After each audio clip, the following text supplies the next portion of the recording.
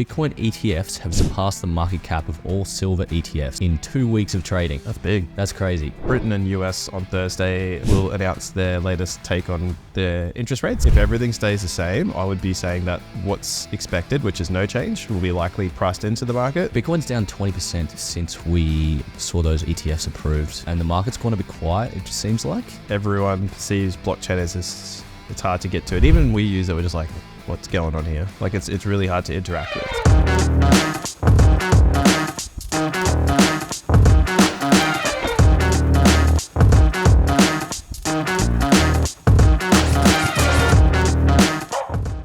Alrighty, hello guys, welcome back to another episode of Tapping Into Crypto. My name's Ted and I'm joined by the great man, the myth, the legend, Mr. Pav Hundal. I'm joined by the great man, Ted.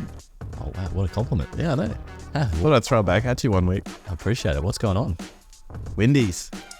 How good was that? West Indies got a big win against the Aussies. I was actually happy to see it. Like we've me won too. too many things. That's the spirit of cricket back. Yeah, that was beautiful. What a spell. What a spell. I love how every Aussie supporter too is just like, oh yeah, love to sit for the game. I'm like, yeah, it's still lost. Test cricket's back. Yeah. Do any of our listeners actually like cricket? Doesn't matter. There's only 5 of them. No, I'm kidding. I hope. If you're listening, you're one of the 5. Yeah, thanks for supporting us. We have a lot. Thanks, Mum. But look, the markets are shaping up a little bit, well, nicer than last week. Yeah, it was good. We you guys gave a few potential scenarios, and it looks like we got the one that we wanted to see. Yeah, absolutely. And from what you're telling me, it's shaping up to be a good couple of weeks. Maybe. Let's get into it. What are you seeing from a technical point of view? So I think technical and fundamental, there's a few things lining up. So just to talk through what we were saying last week, we had lost this pretty significant sort of uptrend that we were in pretty convincingly, and looked like it was all falling apart. It was all over. It's pretty notable about down here. Everyone on Twitter was like, all right, 35K, 20K incoming. Everyone kind of got very bearish very quickly. And then we just saw a massive bounce, huge bounce. So whether or not this is just a temporary relief rally or we're actually going to start to see some grinding and some new highs heading above the current year-to-date high, which is about just shy of, just over 49K USD. We don't know. We'll probably be able to honestly walk it through week by week. But for me, the biggest thing is that we got over and made a new local high just today. So this kind of tells me that's a bullish market structure break. So I would be saying there's a higher chance of going up than down from here. But it's when we get up to this sort of 45, 46K region, that's when we end up in a bit of a trouble area again. And we just don't know what might happen on Bitcoin next. I think it comes down to a few things. I think the whole sort of ETF narrative, like if we're starting to see more inflows there, be net positive, which I know we're going to touch on later. I think that's a big deal. There's a lot happening just on a macro landscape, liquidity, interest rates, all that stuff. Anything that's a surprise there might send us higher too. So we're going to touch on that too shortly. Yep. But I guess what I'm paying most attention to is like, in the best case scenario, if Bitcoin can just stay where it is and not lose any significant ground, but just meander and go sideways for a little bit, it'll probably set up a fair bit of buyer confidence. And just to recall a chart that we spoke about, probably ongoing for the last few months, few weeks, total 3. So this is looking at the total market cap of all the altcoins. So we're taking out the market cap of Bitcoin, Ethereum. If this is going up, it basically indicates either new money or old money is rotating into altcoins. So correct. So that's when you start to see like your alt seasons, if you want to call it that. So we talked about the significance of this break above the previous bear market high that occurred just into the back end of last year. And, this week or yesterday specifically, we saw this level get saved. So we didn't get under this. So technically speaking, that's what I'd perceive as support. And now we're looking to see this one hopefully start to track higher. So I know we're going to look at the top movers list. It's absolutely a sea of green. Mm-hmm. This is like the best way of probably tracking that in my opinion. And there's some potential magnets or key levels above total market cap at the moment. So if Bitcoin behaves and doesn't do anything, even doesn't go any higher, there's a good chance that this starts to explode, starts to expand, and we start to see those ridiculous gains on altcoins. Very similar from October to January. So that sort of same impulse move we might see again. So it's a big if, but, and maybe, but So are you saying prior to the halving? Could be. Yeah. It's hard to say like whether or not this just goes up and then comes back down before then going up, and that's around the halvening. We don't know, and that's where you're just sort of viewing the market as a long-term investor. You're seeing something like this, and it's just another reason for you to DCA. If you're more of a swing trader, you're saying maybe to yourself that, look, I'm getting in now, and I have the plan to get out, depending on if this starts to show weakness or if Bitcoin starts to look a bit yucky. That's another way to view it too. So it just comes down to seeing what might happen. But if we're talking about like a general, which way the tide's moving, it looks like everything's sort of moving to the upside, potentially in favor of altcoins more so than Bitcoin. Yeah. Bitcoin's down 20% since we saw those ETFs approved, and the market's gone a bit quiet. It just seems like the Fear and Greed Index is sitting at 61, so it's kind of neutral last week. And these are typically, when it's lower, like when it's at extreme greed, these are typically not great areas. No, you get concerned. Yeah, exactly. But yeah, when it's lower, that's kind of the area, historically speaking, that you want to get into. Yeah. But yeah, like you said, we're going to touch on some of the inflows and outflows of the ETFs because, like I said, it's coming down. It's come down 20% since the ETFs were approved, and MicroStrategy stock is down 20% in the last month. So everyone's kind of not panicking, but like the sentiment's a bit negative at the moment, and for good reason. Like I think we spoke about it last week. It was made apparent that FTX, the whole estate, was selling their GBTCs. Long story short, if you listen to last week's episode, we talk about why that was trading at a premium. So a lot of people just overnight were up 10% on their holdings. So it made sense for them to just start selling. And we've seen on the flow reports that it's mainly been Grayscale ETF that's been just completely selling every single session. But all the other ones are generally net positive. Yeah, I've got a tweet to show that kind of shows that despite all those outflows, particularly from the Grayscale ETF, like overall there's a net positive inflow. So hopefully, like now that all those, I guess you could say outflows have stopped and FTX have sold. I think it's everyone. So FTX was allegedly 1 billion to date last week. And then the rest of the sales were up to the worth of 2 billion, I think. So this definitely FTX have sold out of all their... Correct. Allegedly. So allegedly. That means, like probably the max pain is over this little period. And hopefully we see a little uptick from here. Overall, we've seen $721 million in inflows, net inflows, since those ETFs went live. And another interesting one, if you go to the next tweet, so Bitcoin ETFs have surpassed the market cap of all silver ETFs in 2 weeks of trading. That's big. That's crazy. So yeah, silver ETFs pretty self-explanatory. It's basically getting exposure to silver and, the commodity silver. It's a faster moving commodity. It's usually a bit more volatile than gold. But gold, can move and not move. But silver definitely. So in 2 weeks, Bitcoin's overtaken silver on the ETF scale. So I guess the next one is the gold value, whether that will be overtaken anytime soon. Damn. I think it's still got a while to go, but yeah, that'd be huge. We have some pretty big economic headwinds or tailwinds. We'll see what happens. So Britain and US on Thursday, early morning and late night, will announce their latest take on their interest rates. So interest rates do govern usually if our markets being risk on are going to see some love, or people are going to go risk off. So if interest rates are supposedly going to go up in the near future or not going to go up, that might be digested pretty poorly. We might see a negative reaction. But if everything stays the same, I would be saying that what's expected, which is no change, will be likely priced into the market. So if we get to Thursday, the news releases, there's no surprises. There's a good chance that, if we're bullish and running higher now, that trend could continue just because that is out of the way from a sentiment perspective. But now we'll look at, guess what's been moving this week. Yeah, well, you mentioned the sea of green. That is quite apparent. So we're looking at the crypto bubbles here. If you're listening on the podcast, we've got a video as well on YouTube. But so the biggest bubbles that we're seeing this week are SUI.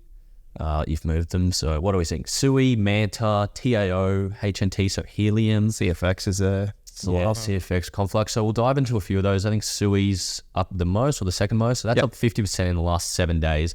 Just seems to be the hottest layer one narrative at the moment, right? Say had its time in the sun, so did Celestia, but now SUI's kind of the one there, like the new shiny altcoins, definitely like infrastructure play. Yeah, we've talked about shiny coins. So shiny coins being ones that have listed in recent times. Hasn't reached price discovery yet, like Say has, but it's not very far away. It's probably going to hit it overnight.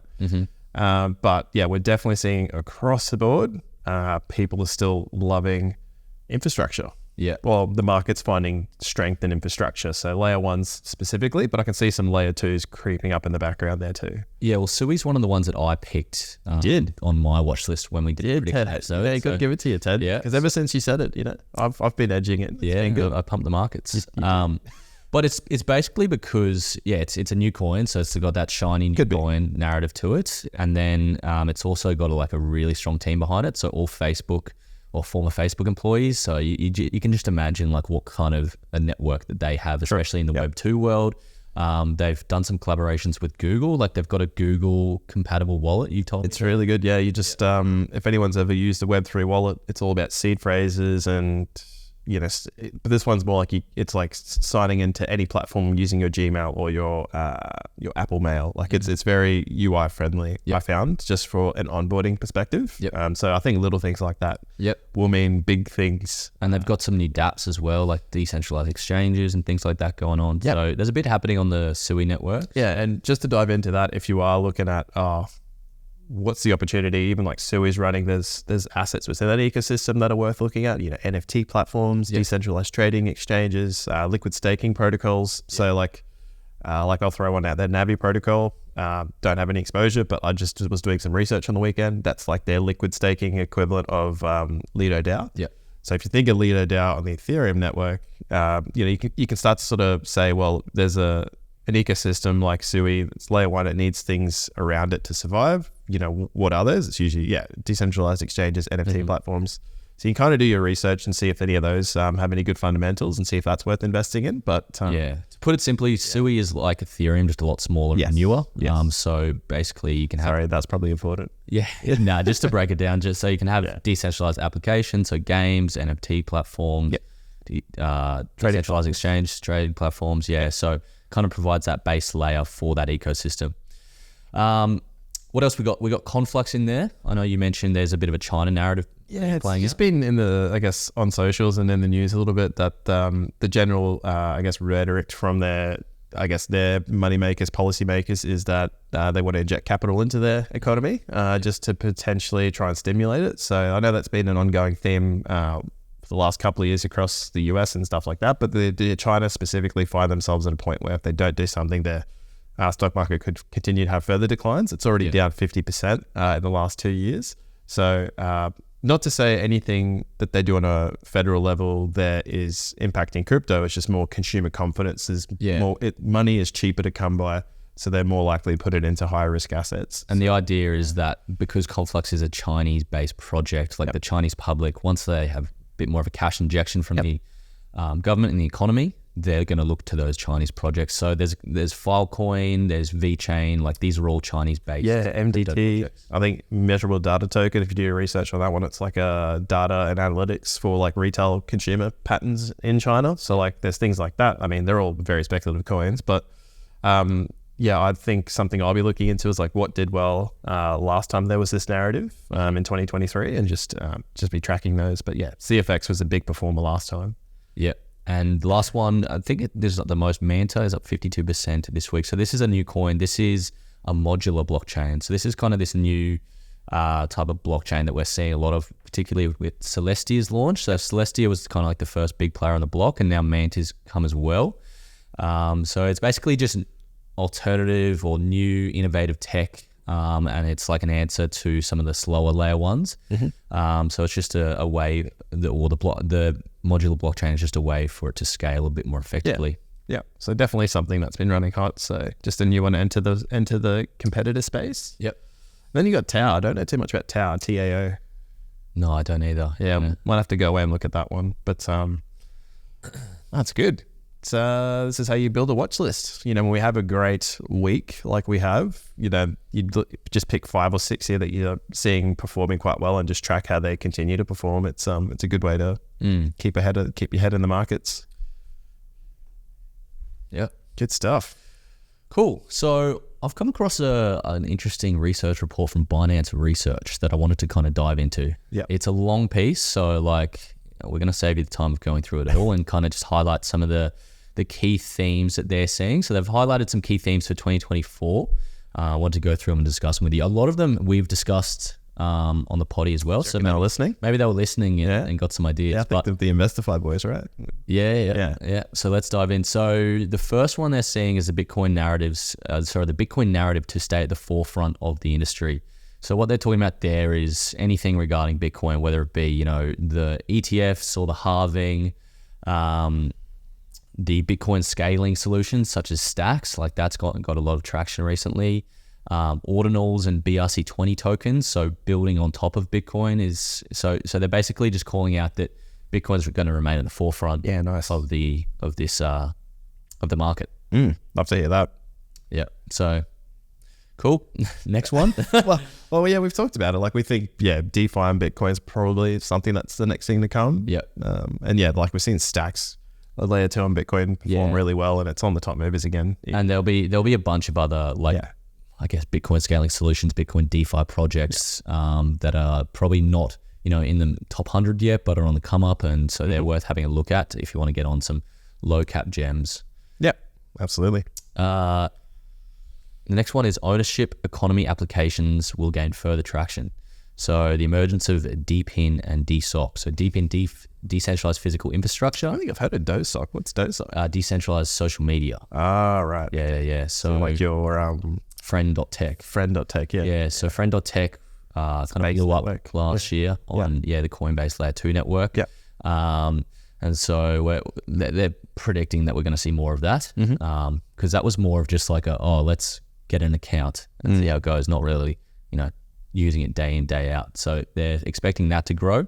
Okay. And then DePIN, decentralized physical infrastructure. That's one of our favorites. Like, yeah. I think like that's becoming hotter and hotter in terms of like narratives and research reports. What's under this thing? It's understandable. The average person can understand. Like it's DePIN sounds foreign, but when you say to someone, it's literally, we talk about helium quite a bit. It's like it's creating a mobile phone plan solution that everyone can benefit from, but on a blockchain based project. I think the advantage that these DePIN projects have is they can't easily be copied or hard forked. True. Like the Bitcoin blockchain was hard forked to create Dogecoin. Didn't require that much work.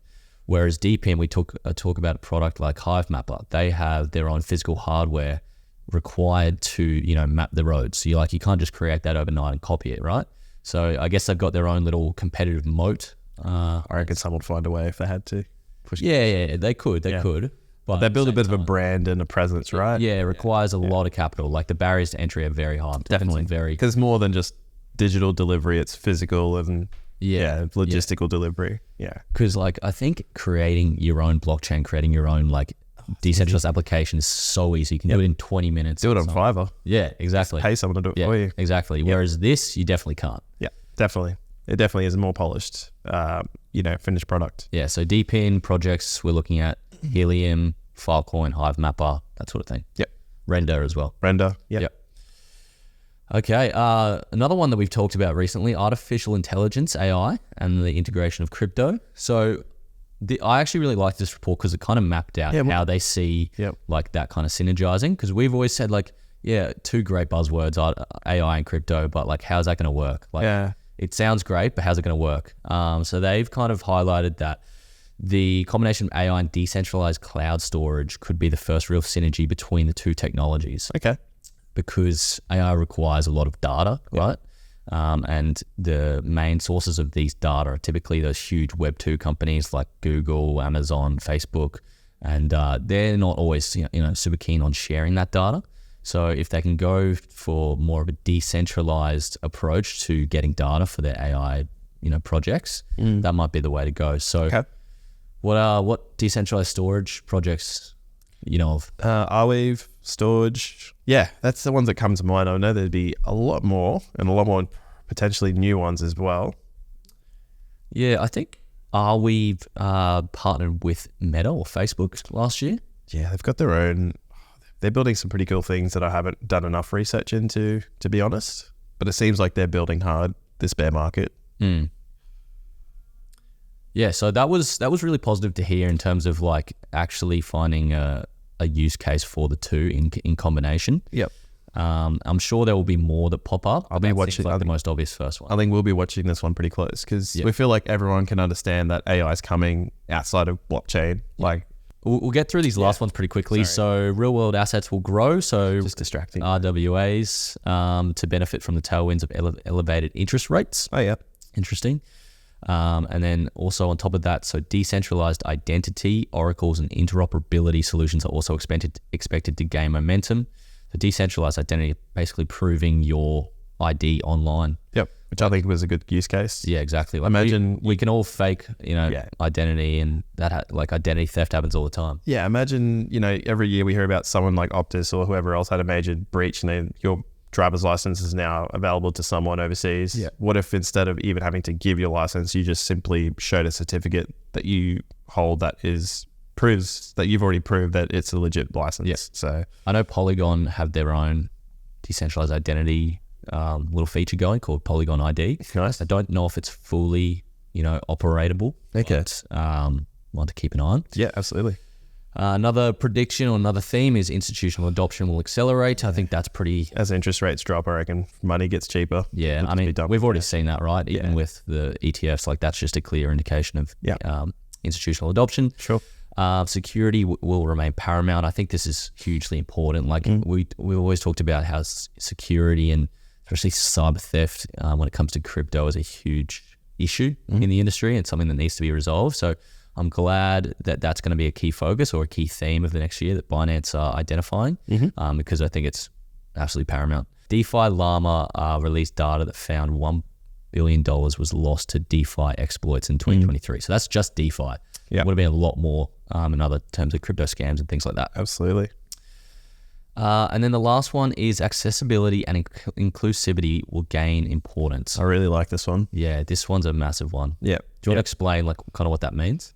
Well, I just think right now everyone perceives blockchain as it's hard to get to it. Even we use it, we're just like, what's going on here? Like it's really hard to interact with. So, I mean, I know Vitalik's sort of got the similar vision as well. Like not saying we came to the same conclusion, but I like his take on it. His take is that a lot of blockchain applications that we interact with, it'll just be like using your mobile phone. So you go to an app store, download an app, you'll be able to like move your money around, organize purchasing, like, anything that you want. And you're doing this all on like a Web3 platform. So like the same way you'd go on Amazon right now on a Web2 platform to purchase it using your credit card, there'll just be the next, I guess, version of that. Yeah. Where everything's just a bit more seamless, a little bit more, hopefully, modular. It just works. Yeah. Right now, it doesn't just work. The majority of users right now, particularly in the retail sort of market, are interacting with crypto through centralized exchanges like SwiftX, right? Correct. Which do have that seamless user experience and things like that. But it's when you get into, interacting with decentralized applications, trading on DEXs, things like that, it gets really clunky and you have to have your own wallet attached. And that's when like scams can pop up as well. Yep. So yeah, I 100% agree. This needs to improve, especially if we're going to onboard like a billion more users in the world, like over the next couple of years. Like they're going to be intimidated by kind of interacting with these things. And so, yeah. That's the thing. Like you install one of these web wallets or even wallets on your phone. Seldom do you see like a support thing where you can ask a question, say, hey, I'm having trouble with this, blah, blah, blah. It's usually like a trial by fire, go work it out. Yeah, exactly. Exactly. Yeah. That's good. I think it's a good report. I'm glad that we had a few ideas similar. Yeah. Maybe we're on the right track. I think we are. I think if you were to pick one out of that, what would you pick? DePIN. DePIN. Yeah, I knew you would. Yeah. Just because it makes the most sense for me that people can understand what that is to want to potentially invest in it. Just for the sake of it, I'm going to have a different opinion. And I'm going to go with the Bitcoin narrative. Yeah, especially around like Bitcoin layer 2s and scaling solutions. Yeah. DeFi. I love that one too because I just know DeFi was a huge one for everyone to actually see what blockchain could be useful. I know it's what sort of sucked me in back when I started, like seeing the whole Ethereum ecosystem come to life for smart contracts. I was like, oh, this is what smart contracts are for. Like before that was just a buzzword. So I think it would bring a lot of people, probably a lot of new innovations, a lot of better use cases, potentially. It's really cool. I love it. Cool. Well, let's dive into some news headlines. So this week, got a couple of headlines. So firstly, what do you got for us, Pav? Yeah, Hong Kong. They're joining the spot Bitcoin party. I mean, Hong Kong's always been a long-term advocate for crypto. They've got some pretty solid, I guess, they've got some solid rules and clarity around how to actually invest in blockchain products already. So they're already ahead of the curve. But essentially, it's Harvest Hong Kong. So one of the largest fund managers there have submitted a Bitcoin ETF application, 26th of Jan. So they're speculating that this one may be a bit faster to get to the approval stage. So they're pegging February 10th to be a date on the calendar that they might have an answer on this one. But again, for me, it's just, again, another avenue for those that, under the current rules that they have there, maybe it's still, not possible for a lot of institutions, a lot of companies to have on their books, etc. So, enabling it to be accessible through stock exchanges, I think it just helps the adoption story. And, Absolutely. you showed that flow report of like, in the US, we saw positive, and, European flows, we saw negative. We're now just going to have another country to add to that list. Yep. That's some significant capital being deployed. Yep.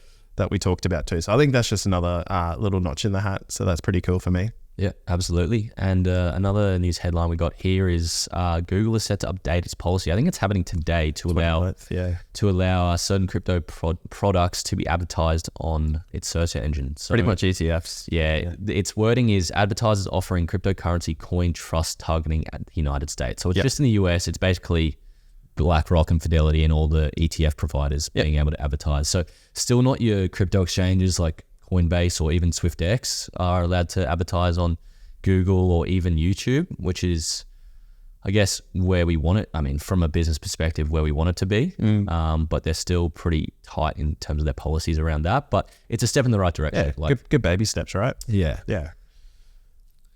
Hey, lastly, I wanted to throw out a bit of a hot take here. Please. We've got the Bitcoin halving coming up, and historically have seen some sort of big sell-off. So I guess what I wanted to throw out today is like we've got some things like the China ETF, like they're talking about China deploying lots and lots of capital, trying to keep their own markets afloat. We've got US potentially talking about interest rate cuts in the next couple of months. Yep. What have we got? Just the Bitcoin ETF. Like what if all that selling pressure dies off and we just see positive net flows for a couple of weeks?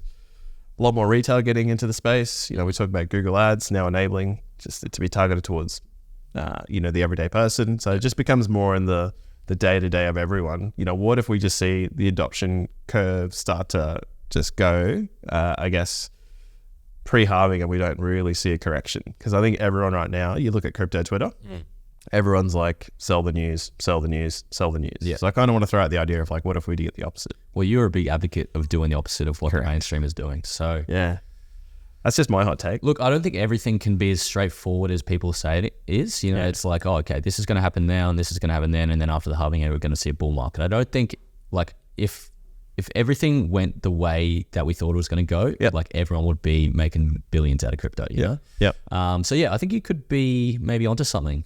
Do you want to watch? Yeah, like I'm more taking the long-term approach where like I'm just dollar cost averaging in. I'm not looking to sell. But if you are, doing more leverage trading or short-term trading, looking to make some short-term gains, then yeah, like potentially that's a way to look at the market right now. Yeah, it's an interesting one. It's just seems like a very unique spot that we find ourselves in crypto, especially after we saw interest rates go from 1% even here to like 6.5%. Like money just means such a different thing now than what it used to mean. So any easing surely is going to pump a bit of confidence in the consumer. Yep, I think.